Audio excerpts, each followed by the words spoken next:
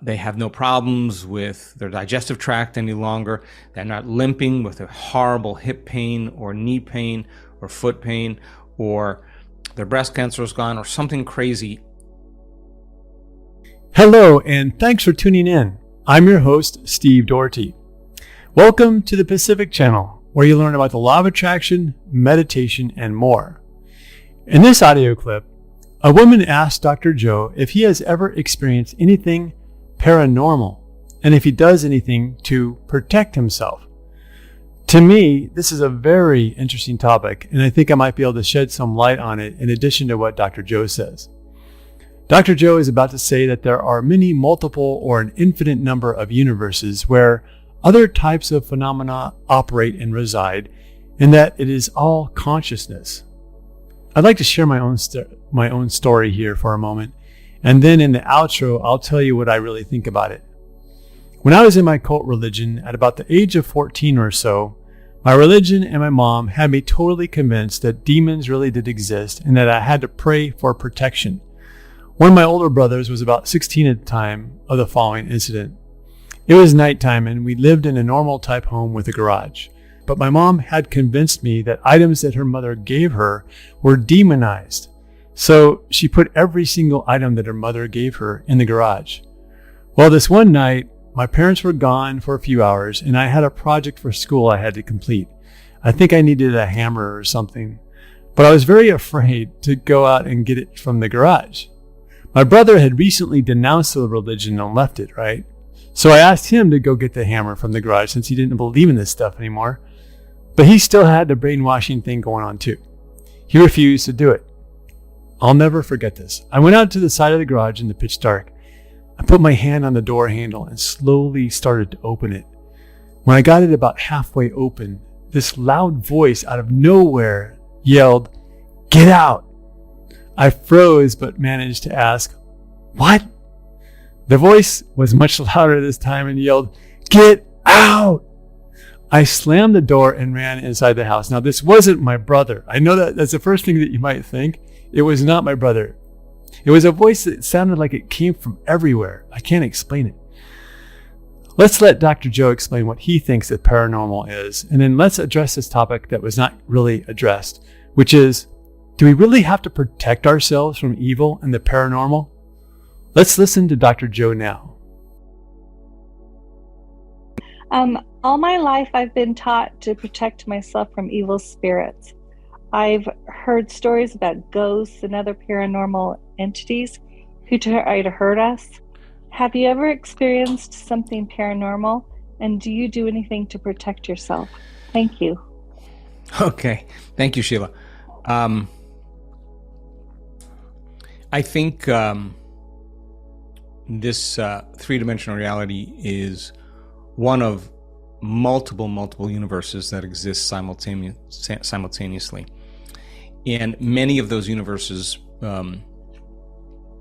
are material, and a lot of those universes are immaterial. They're potentials. They're a different wavelength. They're a different frequency. They're a different energy, and each plane, each dimension has its own individual energy, and energy is information, frequency is information. So there's infinite universes that exist, and many times when you dissociate completely from this three-dimensional reality and you can exist as pure consciousness, I think there's a bleed through or an interface between worlds.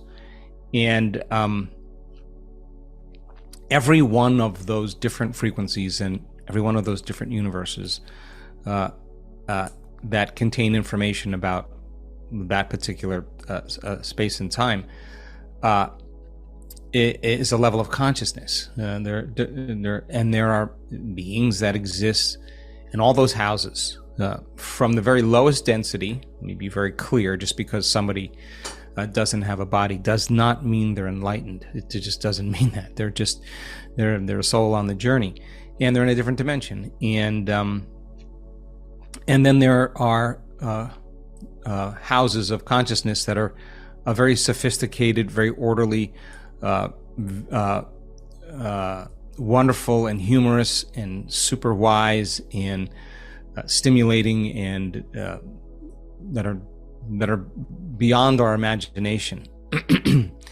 And I think you get what you get based on your own level of consciousness. And sometimes you can interact with planes or levels where the game is about the consumption of energy, and so it may not be the most evolved experience that you would ever have. And really, those experiences typically correlate with the first three energy centers. I've had my own experience in those realms, and there's really one of two things to do that I've discovered personally. One is to react, and when you do, things get worse because it's a very different realm than this realm. Things are more connected to, the thought is more connected to the experience. So your reaction immediately kind of worsens your odds of having an evolved experience. But if you understand that it's a thought realm there, and it's frequency, and frequency is information, and it's a certain level of consciousness, then you could actually pause for a moment and change your frequency, change your energy, and move closer to love. And it goes contrary to what you're experiencing at the moment, but so does life, and that's kind of one of the things I've learned. And so you could actually escape from that realm and unfold into another one, a different house, a different level of consciousness. And if that is your passion, if that is your ambition, if that is your desire, you could have a lot of friends that live in eternity. And we have had so many great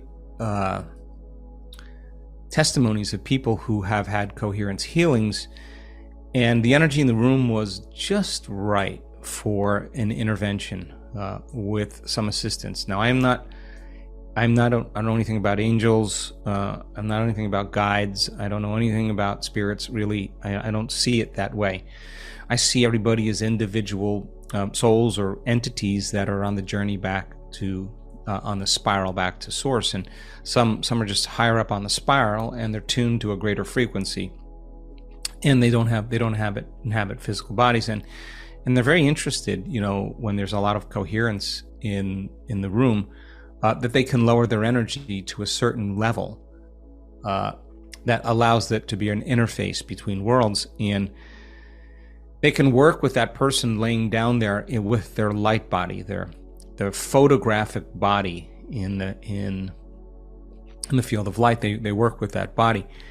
And to many people, it's a very real experience, very, very real and very transcendental. And they're altruistic because the person is very sincere, and it's the right moment for them.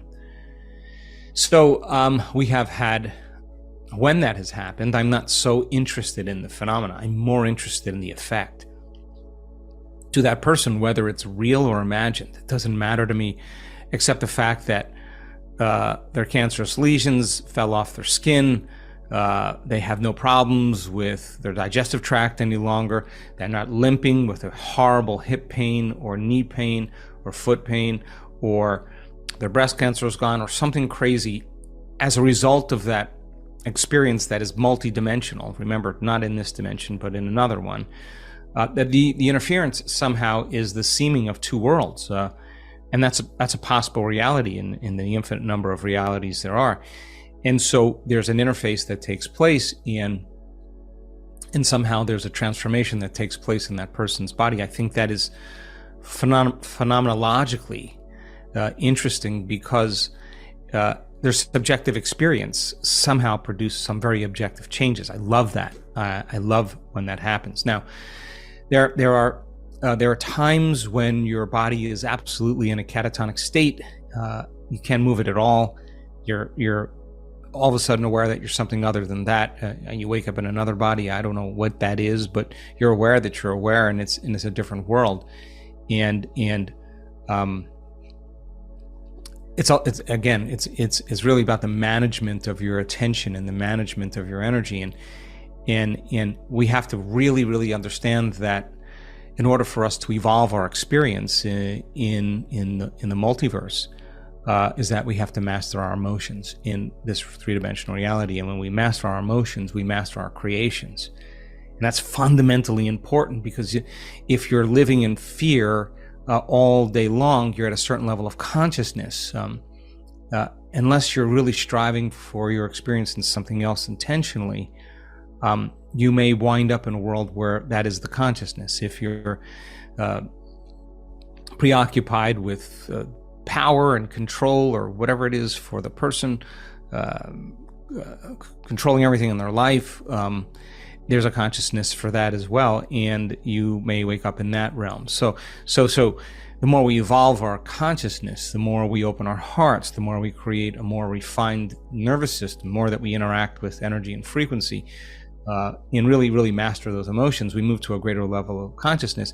I think we're worthy to have wonderful experiences, and many people that are in this work that really, really strive to awaken certain things in terms of an unknown in their life, really are starting to activate that radio receiver in the limbic brain there, and they're getting really tuned into different realities, different universes, and I know that when you do have those experiences, I mean, you appreciate this world so much more, and at the same time you realize you absolutely are so limited in your understanding of the idea that we're a linear being living a linear life, that we're really a dimensional being living a dimensional life. And so at our events, when the audience's energy can raise to a certain point, and we've measured this, they will, a lot of times they'll lower their frequency, and right in that realm right there is where they meet us, and it's just got to be the right moment at the right time,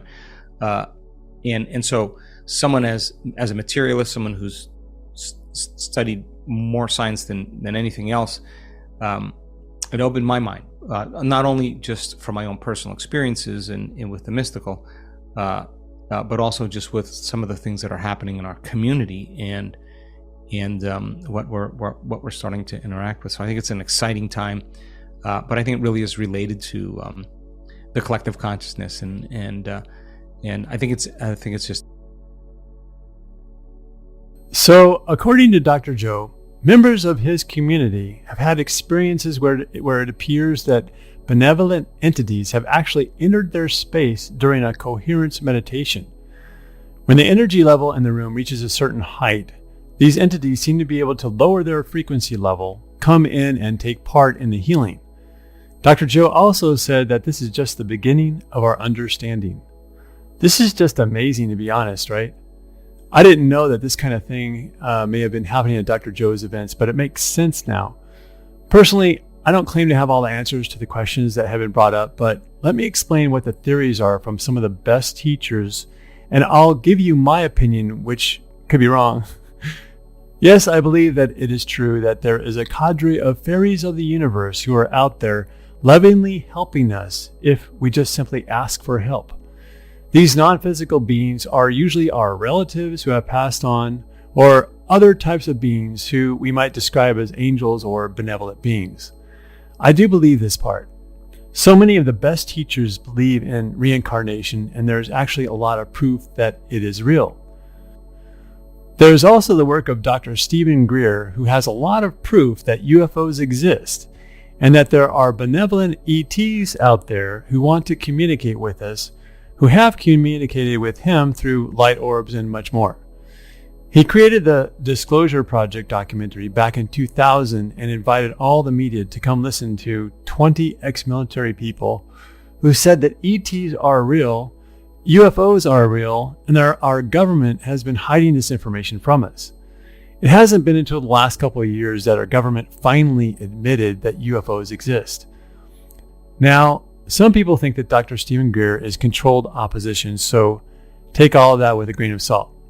There are other teachers who believe that there are nefarious entities like the Greys or reptilian ETs who have infiltrated our government and are working with our governments for not so great reasons. All of that is very fear-based, so take that with a grain of salt too. However, Having said all of that, what Dr. Joe is basically saying is that if you have a level of consciousness of fear, then you can manifest those lower vibrational entities into your experience. But if you keep your vibration high, you will not. In other words, you are the creator of your reality. If you want to believe in demons, then you can make them true. If you want to believe that they do not exist, then you will make that true instead. If you believe that you need protection, then you will. If you believe that you don't need protection, then you won't. I heard it also said that these nefarious entities feed off of our fear. So even if you do believe in them, the answer is to keep your vibration high. In other words, don't fear them, even if you do believe in them. You get what you think about whether you want it or not. Other really good law of attraction teachers like Abraham say that there is no source of evil. There is only the lack of light. So what they say is that none of these nefarious entities exist, that mankind has created these bad entities as a way to explain their own disconnection from source. Personally, this is the way that I prefer to believe. But I've heard that some of these teachers are controlled opposition too. So again, I will never believe in any teacher 100% because it leaves out the opportunity of healthy questioning. Think for yourself. What answer feels best to you? Do you live in fear of demonic entities or not? Personally, I feel that demons do exist for people who want to believe in them. But since I don't believe in them any longer, I don't ever have an experience with them. And this is even after I am sure that when I was 14, I heard the voice of a demon as clear as a bell, which scared the bejeebers out of me. I was 14. It wasn't like I was 8, right? 14, you kind of got your act together. You know what I mean? You want to know the truth? Then check in with your gut instinct. Trust yourself. All the answers are within you.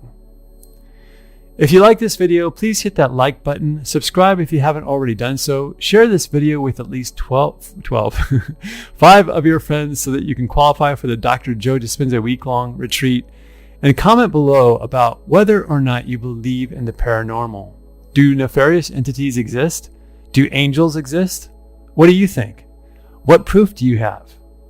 Thanks for watching, and I'll see you in the next video.